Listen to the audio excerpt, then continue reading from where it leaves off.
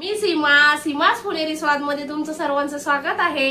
आज आपण कोळंबीपासून कोळंबी मसाला बनवणार आहोत। चला तर मग सर्वात प्रथम आपण गॅस चालू केला आहे आणि गॅसवर कढई तापायला ठेवली आहे। आपण आता सर्वात प्रथम त्याच्यामध्ये कढई तापल्यावरती तेल टाकणार आहोत। आवश्यकतेनुसार तेल टाकायचं आहे। पाहू शकता तेल तापल्यावर आपण त्याच्यामध्ये लगेच 3 ते 4 हिरव्या मिरच्या आपण परतून घ्यायच्या आहेत व्यवस्थित।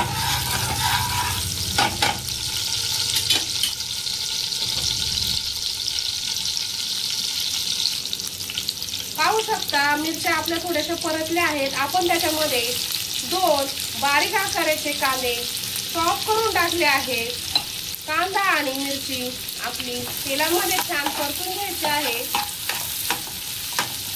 आता आपण त्याच्यामध्ये 9 ते 10 कढीपत्त्याची पाने ऍड करणार आहोत। हे सर्व 1 ते 2 मिनिटं छान परतून द्यायचं आहे। कांदा परतेपर्यंत आपण पाऊण वाटी सुकं खोबरं आहे ते पाणी न टाकता बारीक करून घ्यायचं आहे। अशा प्रकारे आपण खोबऱ्याचं वाटण करून घेतलं आहे। आपण त्याच मिक्सरच्या भांड्यामध्ये अर्धा इंच आलं आणि 10 ते 15 लसणाच्या पाकळ्या हे आपण पेस्ट करून घ्यायची आहे।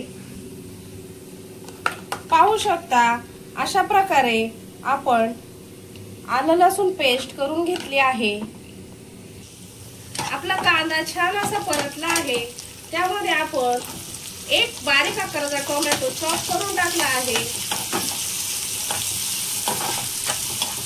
टोमॅटो कांद्यामध्ये छान असा 2 मिनिटं परतून घ्यायचा आहे। आपण त्याच्यामध्ये सर्वात प्रथम मीठ ऍड करणार आहोत। आपण 1 चमचा मीठ टाकला आहे। मीठ टाकल्यावरती आपला टोमॅटो छान असा नरम होतो। पाहू शकता कांदा आणि टोमॅटो आपला छान परतला आहे।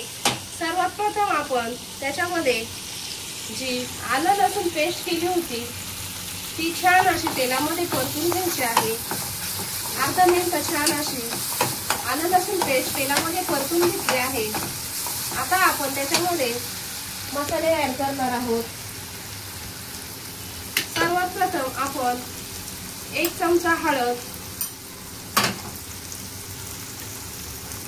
2 चमचे आगरी कोळी मसाला, छान असा मसाला आपण 1 मिनिट तेलामध्ये परतून घ्यायचा आहे। मसाला आपला छान परतला आहे। आपण कोळंबी साफ करून स्वच्छ धुवून घेतली आहे ती आपण त्याच्यामध्ये आता ऍड करणार आहोत। 1 मिनिट छान अशी कोळंबी मसाल्यामध्ये परतून घ्यायची आहे। त्यानंतर आपण जे सुक्या खोबऱ्याचं वाटण केलं होतं ते त्याच्यामध्ये आपण ऍड करणार आहोत आणि सर्व मसाला आणि खोबरं व्यवस्थित परतून घ्यायचं आहे। आता आपण त्याच्यामध्ये थोडंसं पाणी टाकायचं आहे।